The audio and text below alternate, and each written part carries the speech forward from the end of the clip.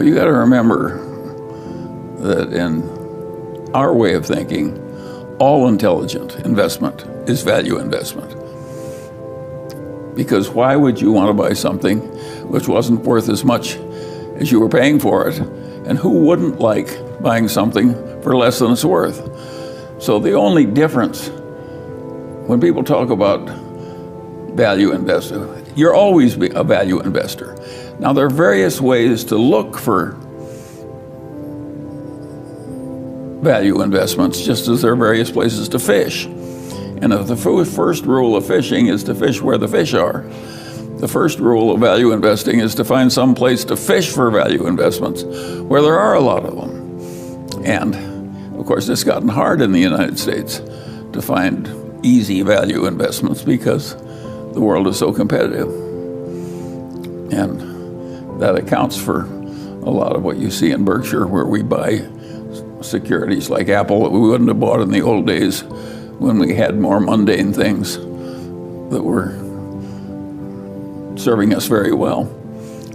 So we're just looking in different places, but we're value investors. And so some people, when they say value investor, they mean somebody that emphasizes working capital or something, meaning you should fish in that particular place. But I think that's all.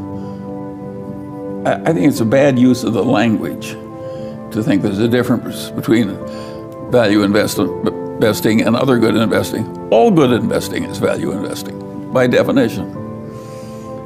And so there are just various places to fish for value investments.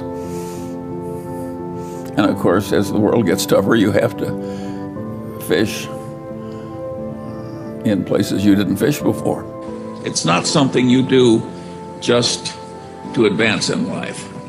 Wisdom acquisition is a moral duty. And there's a corollary to that proposition, which is very important.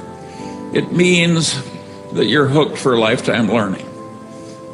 And without lifetime learning, you people are not going to do very well.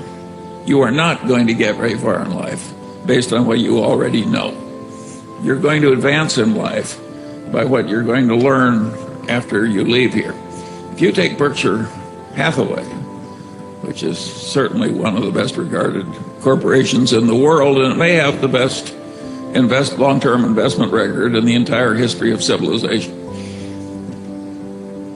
The skill that got Berkshire through one decade would not have sufficed to get it through the next decade with the achievements made.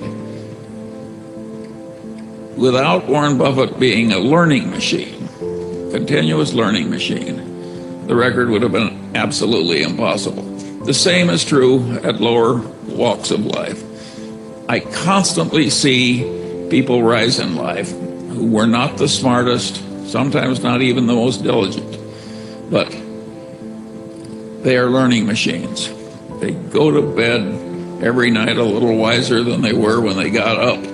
And boy, does that habit help, particularly when you have a long run ahead of you. I look at my background as absolutely privileged. I'm proud of being an Omaha boy. I sometimes use the old saying, they got the boy out of Omaha, but they never got Omaha out of the boy. And so that, all those old-fashioned values, family comes first, be in a position so you can help others when troubles come, prudent, sensible, moral duty to be reasonable, more important than anything else, more important than being rich, more important than being important. An absolute moral duty, because none of my intelligent relatives suffered terribly because they didn't advance high. Coming to business, not as business school graduates, but as people who had owned portfolios of securities, we thought like capitalists because we were always in the shareholder mindset. And a lot of people running the businesses think like careerists. And believe me, you got to think like a careerist to some extent if you're in a career. But it also helps to look at the business strategy problems as though you're an owner. And so my advice to you is you don't want to never get to be a careerist so much you don't see it from the owner's point of view. That's what General Motors did. They had a bunch of careerists, And an owner would have seen immediately that their situation was hopeless. And they just romped through it with a lot of denial and stupidity and pomposity. And of course, they went bankrupt. The mightiest company in the world went bankrupt. And none of those hotshot executives thought like an owner. They would have seen that it was hopeless.